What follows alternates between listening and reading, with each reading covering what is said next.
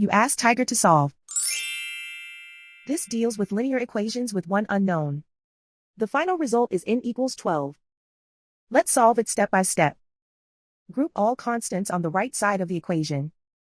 Subtract 7 from both sides. Simplify the arithmetic.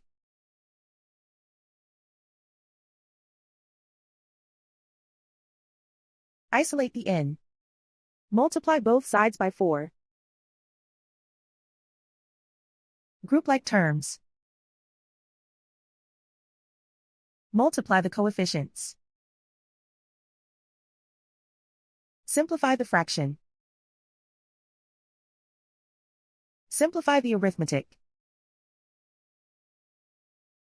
And so the final result is n equals 12.